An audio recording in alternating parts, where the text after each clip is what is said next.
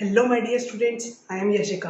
अगर आप क्लास 11 में अच्छे से पढ़ नहीं पाए, बट अगर आप चाहते हो कि क्लास 12 में आप कैसे पढ़ना शुरू करो कि आप अच्छे मार्क्स स्कोर कर पाओ, तो ये वीडियो आपके लिए बहुत ही हेल्पफुल होने वाला है। बिकॉज मैं आपके साथ डिस्कस करूंगी कुछ ऐसी स्ट्रैटेजीज जो आपकी प्रिपरेशन को बहुत ही ईजी कर देगी। So let's get started. इस चैनल पर मैं ऐसे ही हेल्पफुल टिप्स और स्ट्रैटेजी वीडियोस डालती रहती हूँ, तो चैनल को सब्सक्राइब कर दो और इस वीडियो को लाइक कर दो ताकि ऐसे ही हेल्पफुल वीडियोस आपसे मिस ना हो जाए। सबसे पहले डिस्कस करते हैं कि आपको पढ़ना कहाँ से चाहिए। तो मैं आपको सजेस्ट करूंगी फोकस ओनली ऑन एनसीईआरटी। मैं एनसीईआरटी से तो पढ़ा 11th में, बट जब एनसीईआरटी से पढ़ते हैं तो नींद आना शुरू हो जाती है, कुछ समझ ही नहीं आता। आपको एक बारी में समझ नहीं आएगी, इट्स कम्प्लीटली ओके। बट अगर आप उसको बार बार रीड करोगे तो हर रीडिंग में क्या होगा, आपकी अंडरस्टैंडिंग इंप्रूव होती रहेगी। अब मैं ऐसा क्यों कह रही हूँ कि आपको एनसीईआरटी से पढ़ना जरूरी है, इसका भी मैं रीजन बता देती हूँ। बोर्ड का पैटर्न जो है चेंज हो रहा है। जैसे सीबीएसई ने 31 मार्च को एक सर्कुलर रिलीज करा था, तो उसमें उन्होंने बताया है कि उन्होंने अब जो है एग्जाम पैटर्न लास्ट ईयर से चेंज कर दिया है, और ये है in accordance with new education policy 2020। इसमें उन्होंने कहा है, shift from testing primarily rote memorisation skills to test higher order skills such as analysis, critical thinking and conceptual clarity. इससे उनका कहना ये है कि जो पहले डायरेक्ट क्वेश्चंस आते थे उससे चेंज करके अब वो चाहते हैं कि ऐसे क्वेश्चंस डालें जो कि चैप्टर की अंडरस्टैंडिंग को टेस्ट करते हैं, और वो ऐसे क्वेश्चंस पूछेंगे जिसमें कि स्टूडेंट्स को सोचना पड़े कि क्या कॉन्सेप्ट लग रहा है। अब इसमें जो है वो डालेंगे greater number of competency based questions. ये कॉम्पिटेंसी बेस्ड क्वेश्चंस वो क्वेश्चंस हैं जिसमें आपको कॉन्सेप्ट्स जो हैं अप्लाई करने पड़ेंगे रियल लाइफ सिचुएशंस में। अब जो लेटेस्ट पैटर्न है उसके अकॉर्डिंग जो है उन्होंने बोला है 20% कॉम्पिटेंसी बेस्ड क्वेश्चंस है। तो कॉम्पिटेंसी बेस्ड क्वेश्चंस किस टाइप के होंगे, जैसे कि एमसीक्यू, केस बेस्ड क्वेश्चंस, या जो असर्शन रीजनिंग वाले क्वेश्चंस है उस टाइप के। पेपर 70 मार्क्स का होता है, इसलिए 20% ऑफ 70 मार्क्स हो गए 14 मार्क्स। तो 14 मार्क्स के आपके कॉम्पिटेंसी बेस्ड क्वेश्चंस आएंगे जिसमें आपको कॉन्सेप्ट्स को रियल लाइफ सिचुएशंस में अप्लाई करना होगा। दूसरा है 20% ऑब्जेक्टिव क्वेश्चंस होंगे। ऑब्जेक्टिव क्वेश्चंस वो हैं जैसे कि 1 मार्क क्वेश्चंस हो गए, या जैसे जो आपके सेक्शन ए के क्वेश्चंस होते थे वो सारे ऑब्जेक्टिव क्वेश्चंस हैं। तो ये 14 मार्क्स के ऑब्जेक्टिव क्वेश्चंस रहेंगे। जो बाकी का 60% है वो शॉर्ट या लॉन्ग आंसर क्वेश्चंस के लिए रहेगा। 60% हुआ 42 मार्क्स। कॉम्पिटेंसी बेस्ड क्वेश्चंस और ऑब्जेक्टिव क्वेश्चंस मिला के ये हुआ 28 मार्क्स। तो ये 28 मार्क्स तो सिर्फ आपकी चैप्टर की अंडरस्टैंडिंग को टेस्ट करेंगे, जिसमें आपको कॉन्सेप्ट्स को अप्लाई करना होगा। इसीलिए मैं कह रही हूँ कि आप एनसीईआरटी को समझो, चीज़ों को बिल्कुल भी रटो मत, एक एक लाइन को समझने की कोशिश करो। अगर आप एनसीईआरटी आपको अच्छे से समझ आ जाएगी तो आपके लिए ये कॉम्पिटेंसी बेस्ड क्वेश्चंस और ऑब्जेक्टिव क्वेश्चंस आंसर करना बहुत ही आसान हो जाएगा।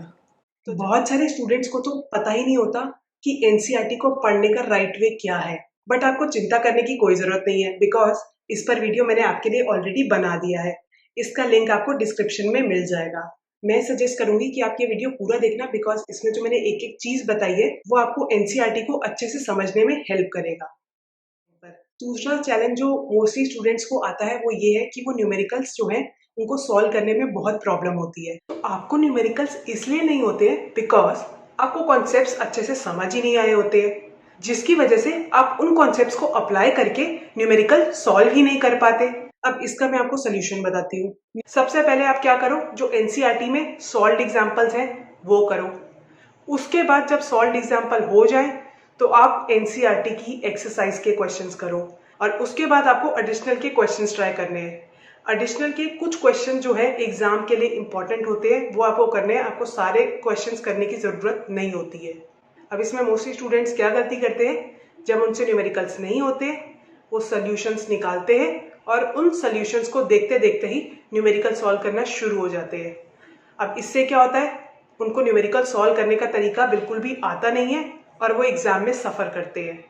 बट मैं आपको बताती हूँ कुछ सिंपल टिप्स जिससे कि आप न्यूमेरिकल्स अच्छे से सॉल्व कर पाओगे। मान लेते हैं आपको गॉस लॉ का न्यूमेरिकल नहीं आ रहा, तो आपको क्या करना है, वापस से जाके गॉस लॉ की थ्योरी पढ़नी है, कॉन्सेप्ट्स को समझने की कोशिश करनी है आपको। फिर दोबारा आप उस गॉस लॉ के न्यूमेरिकल को सॉल्व करने का ट्राई करो। अगर आपसे फिर नहीं हुआ तो आप उसके सोल्यूशन देख सकते हो, पर डायरेक्टली आपको कभी सोल्यूशन को अप्रोच नहीं करना। पहले आपको खुद से सॉल्व करने के ट्राई करना है। अब जब आप ये स्टेप्स फॉलो करोगे तो आपको शुरू में तो लगेगा ये क्या है, होता तो है नहीं, छोड़ देते हैं। बट आपको ऐसा नहीं करना। शुरुआत में थोड़ी सी प्रॉब्लम आएगी, बट जब आप ऐसे ही कंसिस्टेंटली लगे रहोगे तो आप न्यूमेरिकल सॉल्व करने में एक्सपर्ट हो जाओगे। और एनसीईआरटी के न्यूमेरिकल्स के साथ साथ मैं आपको सजेस्ट करूंगी जो प्रीवियस ईयर पेपर्स में न्यूमेरिकल्स आ रखे हैं आप उनको भी सॉल्व करो। तो ये आपको कहाँ से मिलेंगे? तो topic wise previous year questions की बुक आती है, आप वो परचेज कर सकते हो, उसमें आपको ये क्वेश्चंस मिल जाएंगे। और मैं सजेस्ट करूंगी जैसे ही आप चैप्टर खत्म करो उसके न्यूमेरिकल्स भी उसके साथ ही आप खत्म करो। आपको बाद के लिए डिले नहीं करने की हम न्यूमेरिकल्स बाद में करेंगे, अभी सिर्फ थ्योरी पढ़ लेते हैं। अब अभी तो आप बहुत सारे न्यूमेरिकल्स प्रैक्टिस कर लोगे, बट एंड में आपको इन सारे न्यूमेरिकल्स को प्रैक्टिस करने का टाइम नहीं मिलेगा। तो इसलिए आप अभी से उन न्यूमेरिकल्स को मार्क करो जिनको सॉल्व करने में आपको ज्यादा प्रॉब्लम हुई। ये वो न्यूमेरिकल्स होंगे जिनको आप लास्ट में रिवाइज करोगे, बिकॉज टाइम नहीं होगा कि आप सारे न्यूमेरिकल्स रिवाइज कर सको। जब आप चैप्टर पढ़ते हो तो आप कुछ टाइम बाद उन चैप्टर्स को भूल जाते हो, इसलिए आपको ये भी जरूरी है कि आप टाइम टू टाइम जो आपने ऑलरेडी चैप्टर कर लिए हैं आप उनको भी रिवाइज करते रहो। इसके लिए सबसे बेस्ट स्ट्रैटेजी ये है कि आप जो है 2-3 पेज के शॉर्ट नोट्स बना लो पूरे चैप्टर के। ये शॉर्ट नोट्स जो है ये आपको आधे से 1 घंटे में पूरा चैप्टर रिवाइज करने में हेल्प करेगी। आपको पूरी बुक पढ़ने में तो बहुत टाइम लगेगा, शॉर्ट नोट्स को बनाने का फायदा ये है कि आप कम टाइम में पूरा चैप्टर रिवाइज कर सकते हो। ये शॉर्ट नोट्स आपको तब बनाने हैं कि जब आप प्रीवियस ईयर क्वेश्चंस कर लो। उन क्वेश्चंस को करने के बाद आइडिया हो जाएगा आपको कि कौन से टॉपिक्स इंपॉर्टेंट है और कौन से चीजें बार बार एग्जाम में पूछी जाती है। अब इस टाइम पे मोस्टली स्टूडेंट्स क्या सोच रहे होंगे, अरे अभी तो क्लासेस शुरू हुई हैं, अभी पढ़ लेंगे, अभी बहुत टाइम है। बट आपके पास टाइम बहुत ज़्यादा नहीं है। आपके पास जितना सिलेबस है, जितनी लेवल ऑफ प्रिपरेशन चाहिए, उसके लिए टाइम आपको कम पड़ेगा। तो आपको चीज़ों को अच्छे से मैनेज करना है, प्रॉपर स्टडी प्लान बनाना है कि आप अगले दिन क्या करोगे, क्या चीज़ें पढ़ोगे, तभी आप सिलेबस को अच्छे से कवर कर पाओगे। आपको ऐसे प्लान करना है कि आप अपना सिलेबस नवंबर में ख़त्म कर सको, ताकि उसके बाद जो आपके पास प्री बोर्ड्स हो जाएंगे, फिर pre board practicals, board practicals, ये सब चीज़ें हो जाएंगी, तो आपको सैम्पल पेपर भी ट्राई करने का टाइम मिले और फिर आपको एक रिवीजन करने का भी टाइम मिले। आपको हर चैप्टर को कितने वीक्स में ख़त्म करना है ये प्लान मैंने आपके लिए ऑलरेडी बना दिया है। आप कोशिश करो कि आप चैप्टर को इसी टाइम फ्रेम में ख़त्म करो। जितना आप टाइम बाउंड रहोगे उतने आप अच्छे से सिलेबस को कंप्लीट कर पाओगे। ये है बुक 1 के लिए और ये है बुक 2 के लिए। ये प्लान बिल्कुल सफिशिएंट है सिलेबस को नवंबर तक ख़त्म करने के लिए। बहुत सारे स्टूडेंट सोचते हैं फिजिक्स तो बहुत मुश्किल है, होगा ही नहीं हमसे, इसको छोड़ देते हैं। बट आपको ऐसा नहीं करना है। अगर आप ऐसे ही लगे रहोगे, न्यूमेरिकल्स ट्राई करते रहोगे, उसकी थ्योरी पढ़ोगे, फिर उसके प्रीवियस ईयर क्वेश्चंस ट्राई करोगे, तो believe me you will score very good marks in your board exams. बस आपको कंसिस्टेंटली अपने एफर्ट्स लगाने हैं। कभी आपको लगेगा कि नहीं हो रहा, but believe in your self और लगे रहो। अब मैं आपसे पूछती हूँ कि आपने 11th में ऐसी कौन सी मिस्टेक्स करी थी जिसकी वजह से आप अच्छे मार्क्स स्कोर नहीं कर पाए। ये मिस्टेक्स आपको 12th में रिपीट नहीं करनी है। अगर आपने ये मिस्टेक्स 12th में रिपीट करी तो आपको वही स्कोर मिलेगा जो आपको 11th में मिला था। तो अपनी ही गलतियों को समझ के उनको इम्प्रूव करना है आपको। जो मैंने स्ट्रैटेजीज बताई हैं आप इनको फॉलो करोगे तो you will score very good marks in your board exams. इस वीडियो को लाइक करने के लिए, चैनल को सब्सक्राइब करने के लिए thank you so much. I will see you next time.